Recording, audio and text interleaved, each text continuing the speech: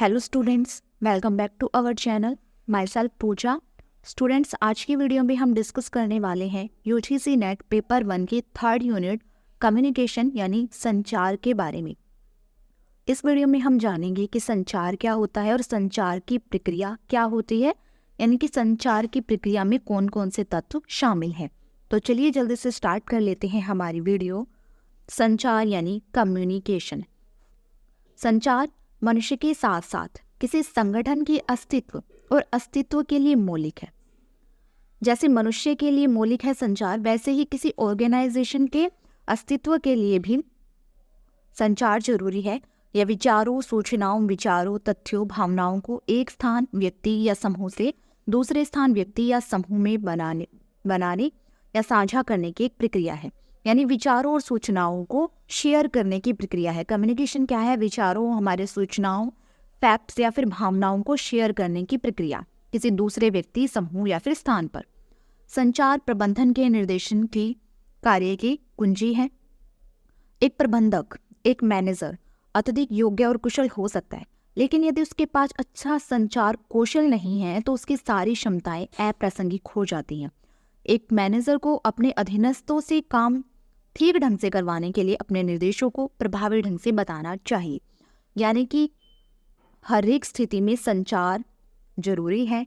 यहाँ एक एग्जाम्पल हमने ले रखा है मैनेजर का। एक कंपनी का मैनेजर, यदि उसके पास कम्युनिकेशन स्किल नहीं है तो उसके सारे एफर्ट्स बेकार हो जाएंगे। इसलिए एक मैनेजर को अपने एम्प्लॉयज से काम अच्छे ढंग से करवाने के लिए संचार प्रक्रिया का प्रयोग करना चाहिए। अपने निर्देशों को प्रभावी ढंग से उन्हें बताना चाहिए। अब हम डिस्कस कर लेते हैं कि संचार की प्रक्रिया क्या होती है। संचार एक सतत प्रक्रिया होती है, एक कंटिन्यूअस प्रोसेस है संचार, जिसमें मुख्य रूप से 3 तत्व शामिल होते हैं। मेनली 3 तत्व होते हैं इसमें: प्रेषक, संदेश और प्राप्तकर्ता। प्रेषक, संदेश और प्राप्तकर्ता यानी सेंडर, मैसेज और रिसीवर, ये 3 प्रमुख तत्व होते हैं संचार प्रक्रिया के। सबसे पहला तत्व हमारा प्रेषक यानी सेंडर, जो कि मैसेज भेजता है। प्रेषक या संचारक संदेश उत्पन्न करता है और उसे प्राप्तकर्ता तक पहुंचाता है। सेंडर संदेश बनाता है और फिर उसे रिसीवर तक पहुंचाता है। वह स्रोत है और वह है जो संचार शुरू करता है। यानी संचार कम्युनिकेशन प्रक्रिया को शुरू करने का काम कौन करता है? सेंडर। उसके बाद दूसरा एलिमेंट है संदेश। यह विचार, सूचना, दृष्टिकोण, तथ्य या भावना आदि है जो प्रेषक द्वारा उत्पन्न किया जाता है और फिर आगे संप्रेषित करने का इरादा रखता है। मैसेज क्या है? जो भी प्रेषक या सेंडर जो भेजना चाहता है, अपने विचार भेजना चाहता है या फिर कोई इन्फॉर्मेशन भेजना चाहता है, एटीट्यूड भेजना चाहता है, अपने फैक्ट्स भेजना चाहता है, इमोशन भेजना चाहता है, वो होते हैं संदेश। उसके बाद तीसरा एलिमेंट है एनकोडिंग। एनकोड। अब प्रेषक ने संदेश टाइप कर लिया, उसके बाद प्रेषक के संदेश टाइप करने के बाद तीसरा एलिमेंट आता है एनकोडिंग।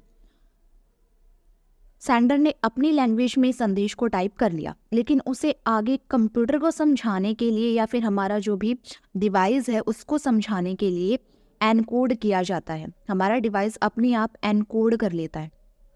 प्रेषक द्वारा उत्पन्न संदेश को संप्रेषित करने से पहले, भेजने से पहले प्रतीकात्मक रूप से या तो शब्दों में बदला जाएगा, चित्रों में बदला जाएगा, इशारों के रूप में एनकोड कर दिया जाता है।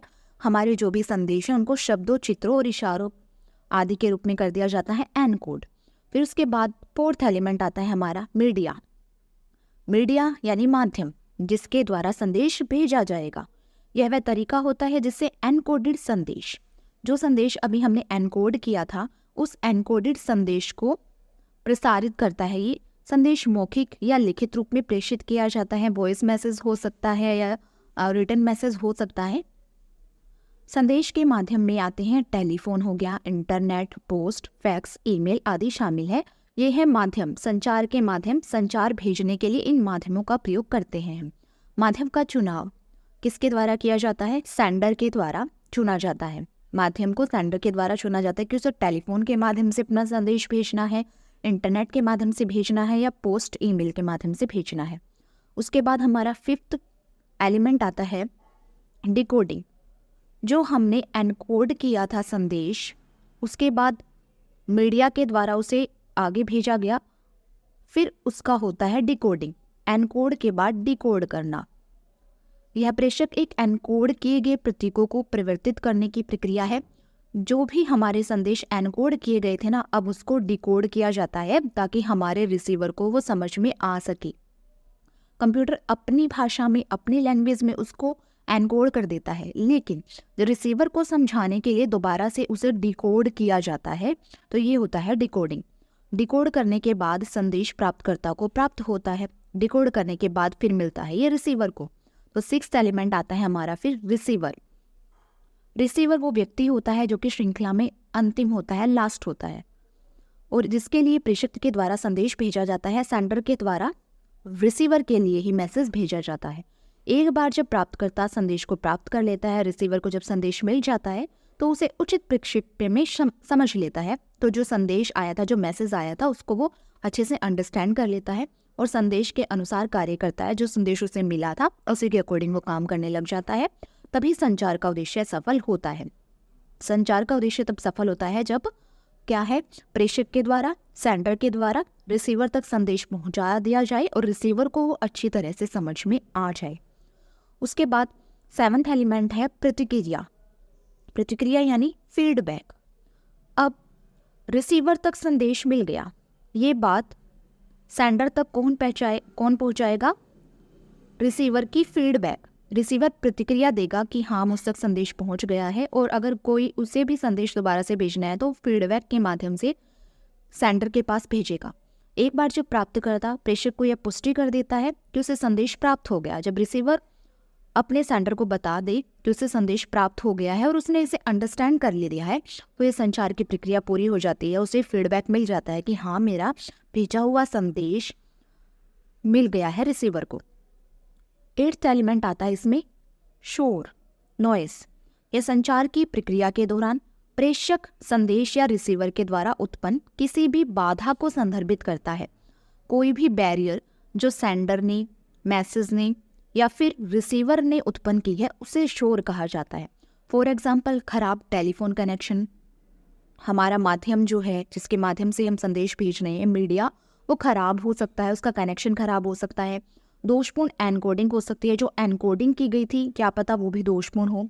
दोषपूर्ण डिकोडिंग हो सकती है, या असावधान रिसीवर हो सकता है, रिसीवर तक वो पहुंचा ही ना हो। पूर्वाग्रह हो सकता है कि रिसीवर ने पूर्वाग्रह कर लिया हो और उसे वो समझ में ही ना आया हो जो संदेश भेजा है। अनुचित इशारों के कारण भी संदेश की खराब समझ हो सकती है। तो ये है शोर, जिनके माध्यम से संदेश भेजने के बाद भी और प्राप्त करने के बाद भी संदेश को पूर्ण नहीं माना जाता, क्योंकि बीच में शोर उत्पन्न हो जाता है। या तो कनेक्शन खराब हो जाता है, या फिर डिकोडिंग या एनकोडिंग अच्छे से नहीं की जाती, या फिर रिसीवर को वो मैसेज समझ में ही नहीं आता। तो ऐसे में नॉइज़ उत्पन्न होता है। इसे एक चित्र के द्वारा हम समझेंगे। सबसे पहले आता है हमारा सेंडर जो संदेश भेजता है, फिर वो संदेश को एनकोड करता है। एनकोड के बाद आता है हमारा मैसेज जो संदेश होता है। उसके बाद चैनल, चैनल यानी माध्यम जिसके द्वारा संदेश आगे भेजा जाएगा। चैनल के बाद रिसीवर तक पहुंचता है और फिर किया जाता है इसे डिकोड, और फिर रिसीवर फीडबैक देता है अपने सेंडर को कि उसे उसका संदेश मिल गया है।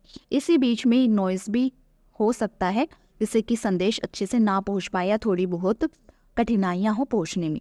तो ये है संचार प्रक्रिया के कुछ एलिमेंट्स।